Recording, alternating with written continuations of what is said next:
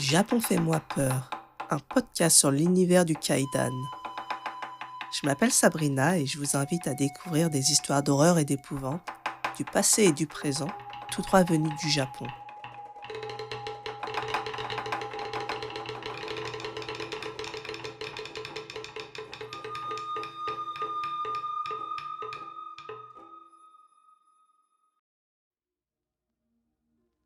Bonsoir tout le monde, me voilà enfin de retour, j'espère que vous allez bien.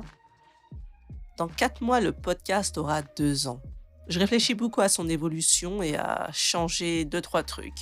Et vous l'avez certainement déjà entendu, j'ai commencé avec la présentation introductive du podcast. Je n'en pouvais plus de l'ancienne.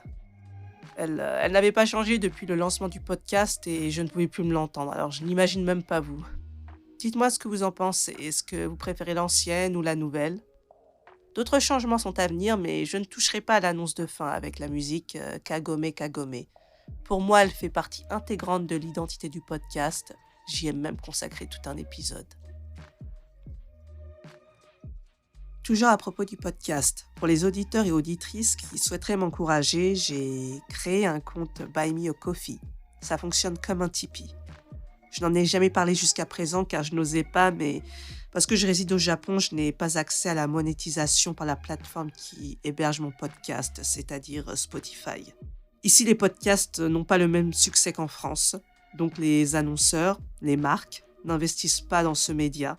Le podcast est aussi disponible sur d'autres plateformes comme Apple et Google, mais les écoutes de Japon fait-moi peur se font principalement sur Spotify. Donc malgré que vous soyez de plus en plus nombreux et nombreuses à me suivre et à m'écouter, et je vous en remercie, je ne gagne rien avec le podcast. Je vous en dis un peu plus dans la description de ma page Buy Me a Coffee. Alors si vous souhaitez, si vous avez envie de soutenir mon travail, vous pouvez retrouver le lien dans la barre d'informations.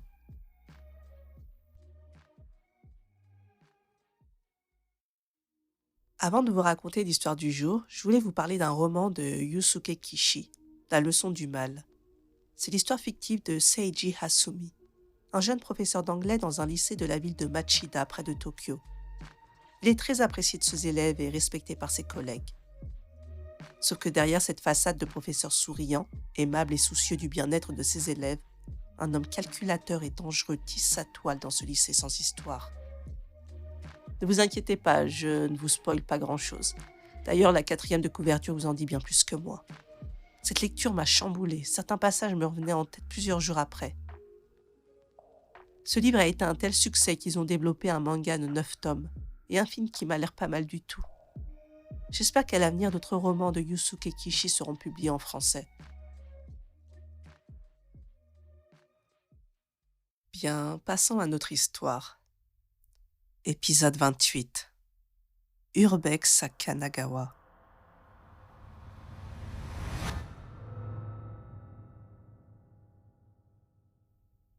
Cette histoire nous vient de Ryokishi Iyama. Il s'agit à nouveau d'un conteur de Kaidan. Il raconte ses histoires au Thriller Night, un bar sur Tokyo où tous les soirs des conteurs professionnels montent sur scène pour raconter des histoires effrayantes. J'en ai fait un post Instagram en 2022. Je mettrai le lien en description du podcast si vous souhaitez en savoir un peu plus sur cet endroit. Ryokishi Iyama nous raconte une des expériences qu'il a vécues lorsqu'il était plus jeune, avant qu'il ne devienne ghost storyteller. À cette époque, l'un de ses loisirs était d'explorer les lieux abandonnés. Il faisait de l'urbex. À partir de là, c'est Ryokishi Iyama qui parle. Je donnerai des noms fictifs à ses amis pour faciliter la compréhension de l'histoire.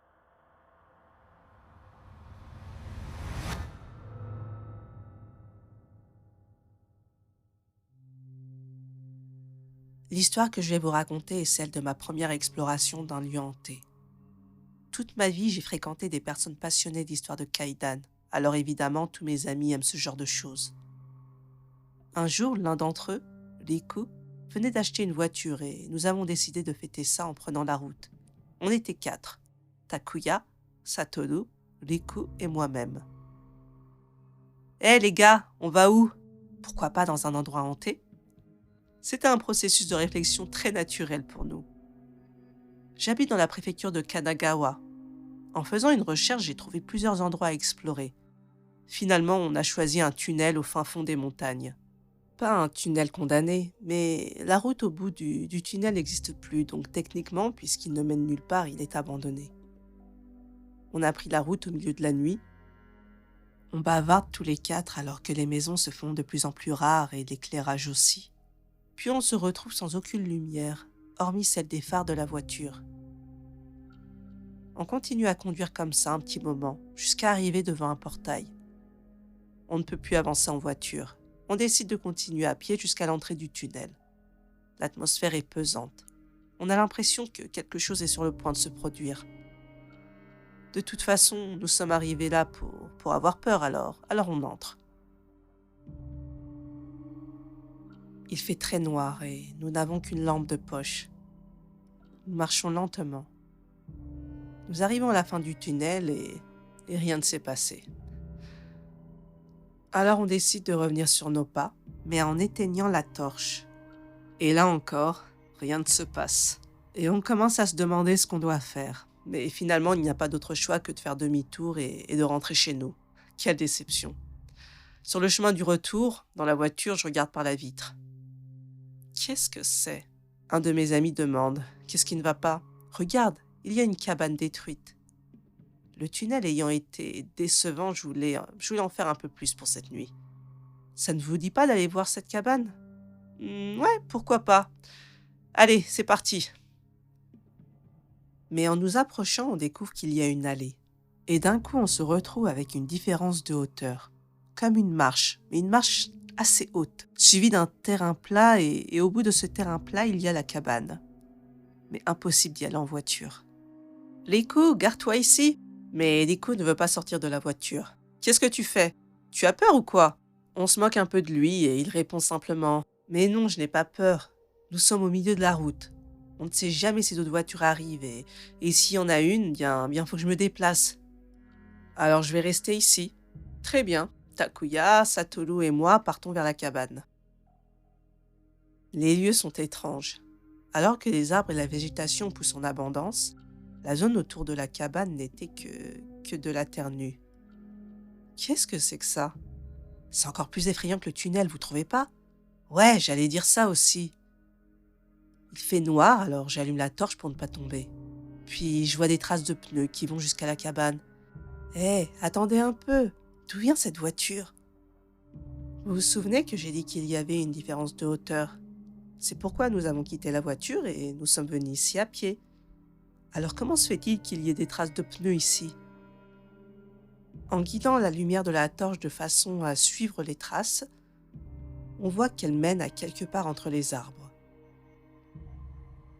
À la base, on est là pour la cabane, mais finalement, je suis curieux de savoir où mènent ces traces de pneus. Pourquoi ne pas laisser la cabane derrière nous et suivre ces traces ? Takuya répond. Ouais, ça m'intéresse de savoir. Et Satoru. Ok, allons-y. Et on change de cap. Dès qu'on se met à marcher, on entend un klaxon. Pin, pin, pin, pin, pin. C'est Riku. Il a l'air de paniquer et n'arrête pas de klaxonner. On n'entend pas ce qu'il dit, mais sa gestuelle semble dire « Allez, descendez tout de suite, revenez !» On ne comprend pas ce qui se passe, mais sans hésiter, on retourne vers la voiture. Il a l'air sérieux.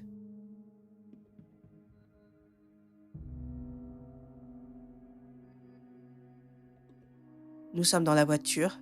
Riku nous lance. « C'est bon, vous êtes tous montés ?»« Oui, qu'est-ce qu'il y a ?» Mais il ne répond pas vraiment. « Bon, on s'en va, maintenant !»« Mais purée, dis-nous ce qui se passe !»« Laissez-moi me concentrer sur la conduite. J'ai peur qu'on ait un accident. Taisez-vous maintenant. » Plus personne ne parle. La voiture descend la montagne. Au bout d'un moment, on trouve sur la route un combini. Riku s'arrête sur le parking. Et il dit « Ok, ça devrait aller maintenant. » « Qu'est-ce qui se passe ?» Il répond « Vous n'avez pas vu ? Vous n'avez pas vu quoi ? Le grand Toddy. Vous ne l'avez vraiment pas vu ? Non, nous n'avons rien vu. Tu es sûr que c'était ça, un Toddy ? Oui, je l'ai bien vu, sûr et certain. Très bien, et alors ? Et c'est là qu'il commença à nous raconter sa version de l'histoire. Il nous observait depuis la voiture. Il nous voyait nous diriger vers la cabane. Puis il a remarqué qu'il y avait un Toddy juste à côté. Quelque chose bourdonnait derrière, mais comme il faisait sombre, il ne voyait pas très clairement. Mais après quelques secondes, elle est devenue graduellement claire. C'était quelque chose de blanc qui bougeait. Ce quelque chose était un groupe de personnes habillées tout en blanc. Mais c'est quoi ça? Puis ils ont cessé de bouger et ils ont commencé à vous faire des signes. C'est à ce moment-là que vous avez soudainement changé de direction et commencé à marcher vers le Toli. J'ai pensé que c'était dangereux, alors j'ai klaxonné. Qu'est-ce qui vous a pris d'aller dans cette direction? C'est ce qu'il nous a raconté. Puis à notre tour, nous lui avons raconté la découverte des traces de pneus. Nous ne sommes rentrés que parce que des coups étaient là. Il nous a sauvés d'une certaine façon. Si nous avions continué à suivre ces traces, elles nous auraient menés jusqu'au Toli, jusqu'à ces personnes tout en blanc. Cette pensée nous terrifie.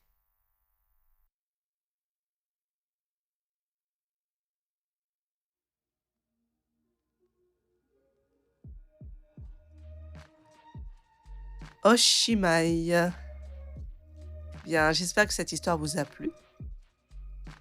Je ne sais pas trop quoi en penser. Je me dis qu'il est possible qu'il soit tombé sur un culte.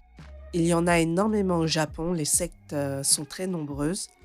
Par contre, le fait que seul Riku, le chauffeur, ait vu le Tori et le groupe de personnes, ça porte à croire qu'il s'agit d'un événement paranormal.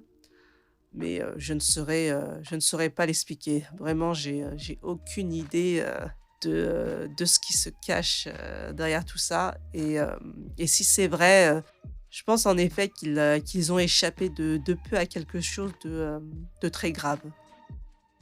Et vous, qu'en pensez-vous? Quelles sont vos théories? Dites-moi tout en commentaire ou sur le Discord ou encore Instagram. Vous trouverez le lien du Discord ou du compte Instagram Japon Fais-moi peur dans la barre de description. Et surtout, si cet épisode vous a plu, partagez et laissez un commentaire sur votre plateforme d'écoute favorite. Le podcast est disponible sur Spotify, Google Podcast et Apple Podcast. Sur ce, je vais vous laisser et je vous dis à très bientôt sur Japon Fais-moi peur pour plus d'histoires d'horreur japonaises.